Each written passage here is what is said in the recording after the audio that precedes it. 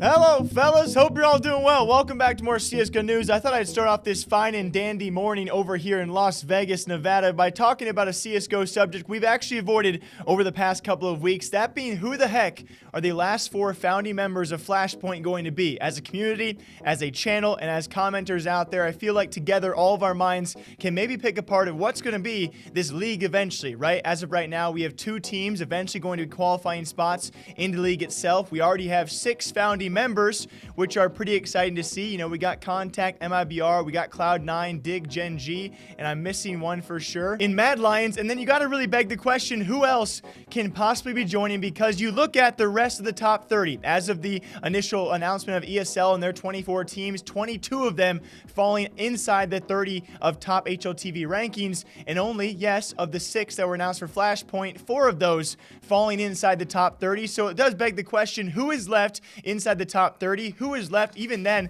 as a big esports organization who can pay the fee to be a founding member for Flashpoint League? Yes, apparently Flashpoint League will pay the teams and thus the players a lot more compared to ESL in terms of payment structures. We'll see how that works out in the long-term play for teams who have chosen one over the other. But certainly, you got to ask yourself, of the remaining teams out there who have not dedicated fully to ESL, who's going to be joining Flashpoint this time around as a founding member? Ty Lue in there that maybe wants to drop the money. And then you look at maybe the Daytonas, the Havus, the HR, the Gambit. There's also teams like Spirit and others who are currently trying to qualify for Flashpoint League. And thus, maybe if they fail to qualify, maybe they want to become a founding member instead after the qualifications are wrapped up. Big Clan's also in there as well. Qualifications for that first qualifying team are actually going on as we speak right now as well. And so it really does beg the question. That's why I'm asking you guys right now, who is there left out there that's not going to be tied to ESL, that's a top team or a top esports organization that can afford to be a founding member or want to take the risk to be a founding member for a Flashpoint League who still only holds 6 founding teams, 4 are left to be chosen, and of the top 30 teams out there, there's not really many options left. So the discussion has now been started. We will see if they announce it anytime soon. Again, I really do love the future of all of these leagues and definitely how they're going to combat one of another and of course hopefully build up each other as well. We will see how 2020 going forward will be for these CSGO leagues. Very secondly as well, I saw a very funny tweet which some people might understand from G2's very own Ocelote, who by the way has one of the better Twitters I would say of esports owners out there. So I'll play you guys this clip and thus explain the G2 Ocelote poaching scandals yet again, which I've explained here time and time again, but we get new viewers every time and again, so here it is. Another day, another 0-3. Am I right? I'm kidding. It's Monday, people. It's Monday. It's a beautiful Monday. You know, I actually prefer Mondays after losing than Mondays after winning, because Mondays after losing has everybody so energetic in the office, myself included, you know? Everybody's happy, everybody's like, bam, let's learn something new, you know what I mean? Anyway, yesterday we played IM finals, which is pretty good. We reached IM Katowice's finals, not gonna lie, really good. But we lost 0-3 against Navi in what was actually the most watched Counter-Strike event for a non-major, you know? Counter-Strike is hitting peak player numbers and viewer numbers, so happy. There was this guy called Boombla, which for some reason people call Boomage, completely demolishing, destroying, dismantling us. God fuck.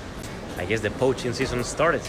So very briefly, for all of you guys who do not follow Ocelote and the G2, they're not even scandals. It really kind of were kind of accusations met without evidence of what exactly poaching is in esports. It's super difficult because a lot of the times what poaching is when you talk to a player who's currently under contract with an organization. If you directly contact them, it's kind of a poach. But a lot of people don't really see it as being too bad of a thing. As of right now in esports, it was actually in the past. I covered the initial story of this probably over a year ago. It was actually back when I believe G2 was actually poaching a guy, Caps from Fnatic, and Perks, apparently a player for G2 as well, helping out with that supposed poaching. Eventually, Caps did join G2. And then very lastly, you guys know the last case was actually Hunter and Nexa from the CSGO roster, who G2 apparently poached from Team Crazy. Those accusations flew out. Eventually, Crazy did get paid apparently a pretty good sum of money, and they've actually now invested back into a CSGO roster and a Dota 2 roster. So again, they're poaching accusations. Nothing was ever proven, but albeit Ocelote likes to own up to these jokes out there of G2 and Ocelote being the poaching kind, right? So anyone out there who's curious, no, he will not probably be poaching Nico from FaZe, but if he does, I think we all can agree we'd love to see that. We can confirm, way back in the day, someone sent me a translated interview. I believe it was actually Hunter and Nico confirming they would love to play with each other eventually. So can you imagine G2 signing Nico?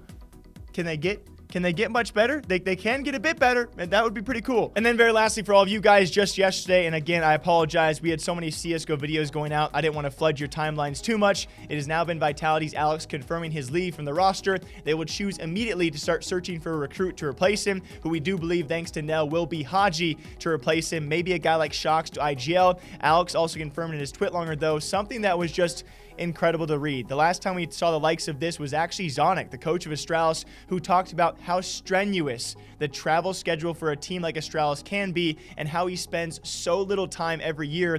I want to say like a couple months out of the entire year he actually gets to spend with his family. That marks up with what Alex did say as well, because Alex went on to state that in the year of 2019, of the 52 weeks in a year, 36 of them Vitality spent traveling to events. They tried to cut it down to just under 23 weeks of this year of 2020, so just under half the year to be traveling, and then with all of these leagues coming out, they could not do it, and so for his own personal safety and health, he has now taken a step back, supposedly from CSGO. Not only Vitality, take a break, maybe talk about other offers. I'm sure post-major teams will have interest in this guy, still really talented, a consistently fragging IGL, a rarity, and certainly a big part of Vitality's success as well. He will be picked up in the future, but he's got to be picked up by a team who also is traveling less than Vitality, and many of the top 15 to top 10 teams are traveling just as much. It is insane to see it written out by a player that 36 weeks a year they could be traveling. Some teams probably just as much, other teams maybe a bit less,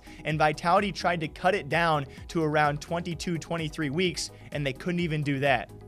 CSGO is turning into Overwatch League in terms of the kind of the turmoils all these players are going through. We're seeing so many Overwatch retirees because the travel, the strain of the game, and of course everything around it is so intense, and Alex puts that into great perspective. I do wish him the best of luck in the future, and of course I gotta wish Vitality luck as well, because losing a leader 2 months out of likely the biggest major Vitality has been in so far, a time they could have struck. Yes, last one they certainly were hyped up as well, but Vitality certainly hindered and hurt by this. I wish Alex the best of luck, and the team as well. We'll see who his replacement is. Until next time, hope you guys all enjoy. Drink your coffee, drink your water. I'll be back here all day long. Okay, bye-bye.